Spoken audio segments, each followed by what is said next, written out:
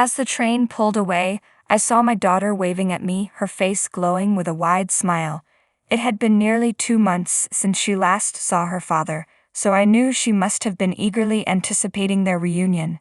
I sent a message to my husband just as my daughter boarded the train.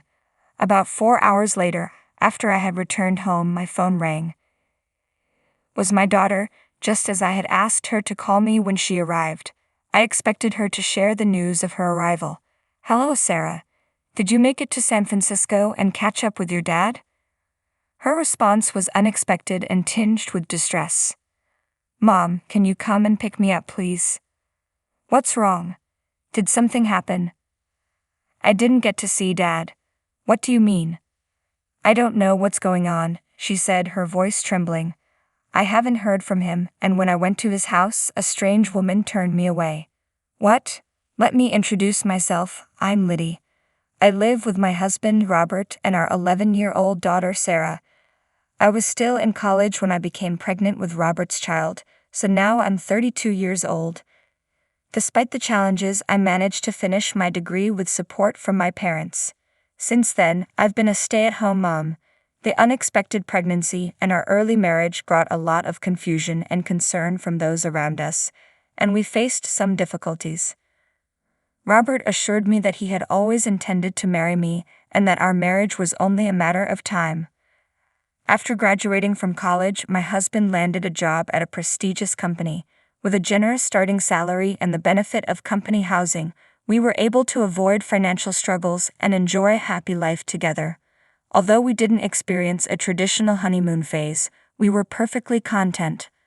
Our daughter was so beautiful that any concerns about our early marriage quickly faded.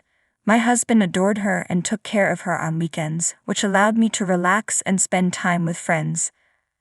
I didn't have to worry about dressing up or anything like that, and I had no complaints about our life.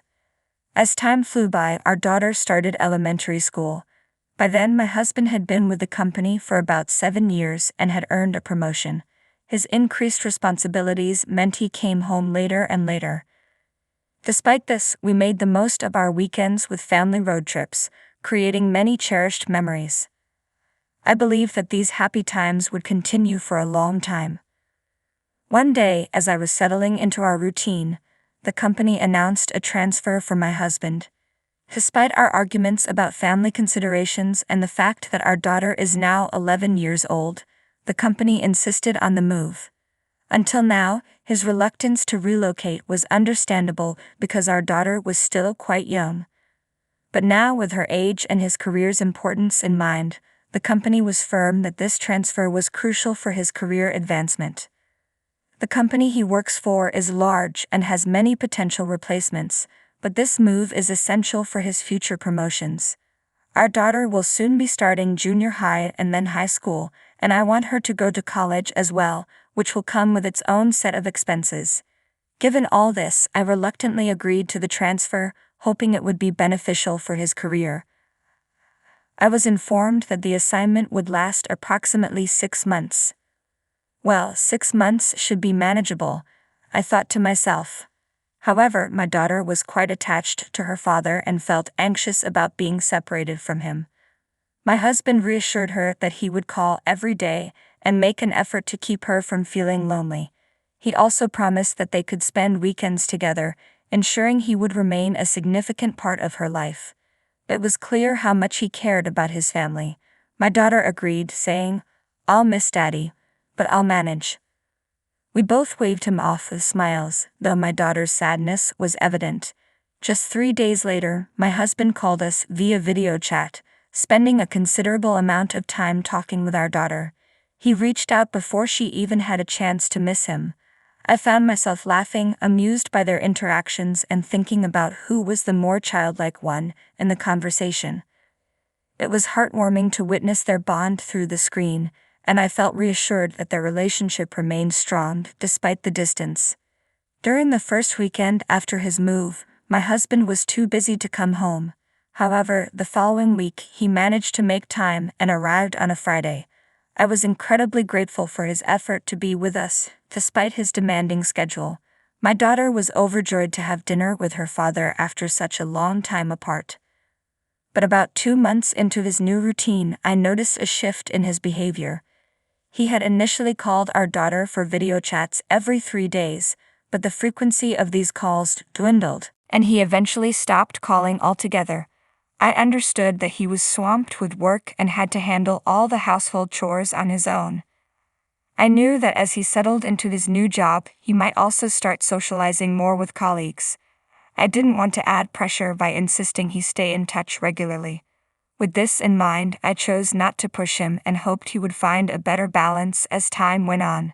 However, my husband began contacting me less frequently, and his visits home became increasingly rare. I tried to explain to my daughter that her father was swamped with work, but I could tell she was struggling with his absence, even if she didn't voice her feelings. This situation was far from ideal, and despite understanding his busy schedule, I asked him to at least make a brief call to her, even if it was just for 5 minutes. Our daughter often seemed lonely at home. My husband apologized, saying, "Oh, I'm sorry," but he still didn't reach out to Sarah. Her birthday was approaching, set for the coming Saturday, and I hoped he might come home to surprise us. Sarah also held out hope, saying, "Maybe Daddy will come home." But on her birthday, he didn't come, nor did he call to wish her a happy birthday. This time Sarah was deeply disappointed. I was so upset that I called my husband several times and left multiple messages. Lately he hadn't been answering my calls or returning them, so I persisted, making several attempts to reach him. After about the 5th call, he finally answered. "What's going on? Why have you been calling me so much? What are you doing?" "What? Today was Sarah's birthday. It's Saturday and you didn't come home. You didn't even call to wish her a happy birthday." "Oh, I'm really sorry about that. I didn't realize how important it was for her to see me on her birthday. I know she was looking forward to spending time with me. Tell her I'm really sorry and wish her a happy birthday." Despite my frustration, he only offered apologies. I gave up and ended the call, but my anger flared up again as I hung up the phone. "Please think about your daughter and take better care of her. You might be busy, but I still think you're being disrespectful." I sent him this message, and his response was simply, "I understand. I'm sorry." Things didn't improve after that. Another month passed and summer vacation began for my daughter. Recently, she told me that if her father couldn't come to see her, she would go to visit him. She's been repeating this every day since the vacation started. I decided it was a good opportunity to let my daughter visit my husband on her own. She was eager for the adventure and excited about trying something new. We live in Los Angeles and my husband is in San Francisco, so she could easily travel by train. I would drive her to the station, and my husband would pick her up at the other end. He agreed to the plan, and finally, my daughter would get to see her father after a long time apart. On Saturday, I saw her off, and as the train departed, she waved at me with a wide smile. It had been 2 months since she last saw her father, so I knew she was really looking forward to this reunion. I sent a message to my husband as soon as my daughter boarded the train. A few hours later, around noon, after I had returned home, my daughter called me. She had boarded the train early that morning, and I assumed she was calling to let me know she had arrived and met up with my husband, possibly after having lunch together. "Hello, Sarah. Did you make it to San Francisco and meet up with your father?" Her response was unexpected and filled with distress. "Mom, please come and pick me up right now." "What? What's wrong?" "I didn't see Daddy." "What do you mean?" "I'm not sure. I haven't heard from him. When I got to his house, a strange woman told me I couldn't come in." "What? What did she say exactly?" "No, I need to pick up my daughter as soon as possible. Where are you now?" "I'm back at the San Francisco station." "Then find a fast food restaurant and wait there." Quickly got into the car and headed for the station. I barely managed to buy a ticket and catch the next train to San Francisco. When I finally arrived, my daughter looked up at me, on the verge of tears. We went to a nearby cafe, and I ordered pancakes, which are known to be a local favorite. As soon as the pancakes arrived, her face brightened slightly. She seemed to enjoy them and appeared a bit more at ease. I asked her what had happened. She explained that she hadn't been able to reach my husband at all when she arrived at the station. After waiting for about 30 minutes with no sign of him, she decided to take matters into her own hands and went to his house. I had given her his address just in case. Being tech-savvy, she used her smartphone to navigate there quickly. When she arrived and rang the doorbell, a woman's voice answered. "Who are you?" My daughter, taken aback, managed to respond, "I'm here to see my dad." The woman told her to go home and that she couldn't see her father because she was a nuisance. Without even opening the door, the woman ended the conversation. Feeling rejected, my daughter returned to the San Francisco station. Fury overwhelmed me. If my husband's new circumstances meant our daughter couldn't see him, then it was time to take action. I told my daughter we were going home, and as soon as we arrived, I began preparing to move out. When I explained the situation to my parents, they were outraged and offered to help however they could. For the time being, they agreed to let us stay with them until I could find a new job. Later, my husband called and asked, "I didn't see Sarah at the station. Did something happen?" It seemed that my husband's mistress hadn't informed him that she had turned away his daughter. There were no messages from him on Sarah's phone when I went to pick her up, and I began to suspect he hadn't even gone to the station. I was stunned but decided to let it go for the moment. On the way back, Sarah fell ill and we had to return home. I texted my husband to explain that I had just finished at the hospital and apologized for not being able to call him.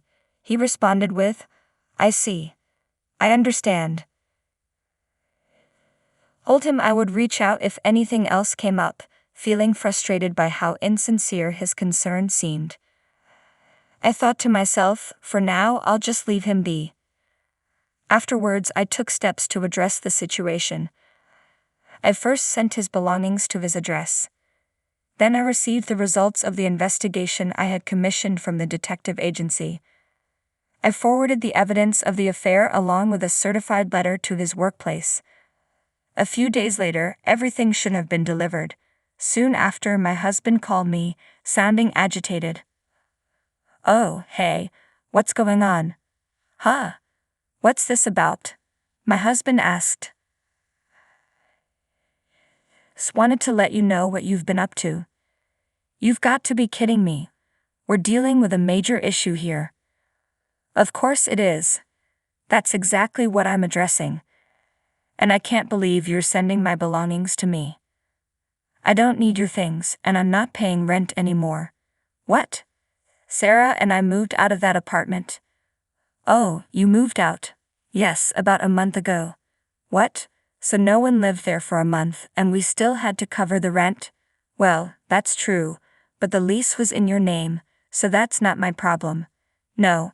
You're about to fall 2 months behind on rent and eviction is imminent." "Is that why I've been getting calls from an unknown number? We could be in serious trouble if we lose that apartment. Why don't you just stay in San Francisco?" "You sent a certified letter to the company. Now they know about my affair and are calling in a replacement from headquarters to move me back to Los Angeles. If you send me all this stuff, it'll complicate my return, and to make matters worse, I don't have a place to stay in Los Angeles." I nearly laughed at how well the plan had worked, but I managed to stay composed. "You've caused Sarah and me too much pain for there to be no consequences. This isn't over. I'm going to file for divorce and I'll be demanding alimony and child support." "Oh no. Let's handle this through the lawyers and get it all settled." I hung up the phone and immediately hired a lawyer. The process unfolded as planned. The divorce was finalized without any issues, and I secured alimony from both my ex-husband and his affair partner. I also filed for child support from him. The scandal of his affair led to his return from the transfer, making him the subject of ridicule within the company. He faced scorn from female colleagues and lost all prospects for promotion. However, he couldn't resign because he needed to fulfill his alimony and child support obligations. He must be deeply embarrassed. My daughter has become disillusioned with him. When he reached out to apologize and asked to see her, she declined. He truly deserves this. Meanwhile, I found a job and my daughter and I now live happily together in a new apartment. I'm committed to working hard to support her and to watch her grow up. 4-0 Mini.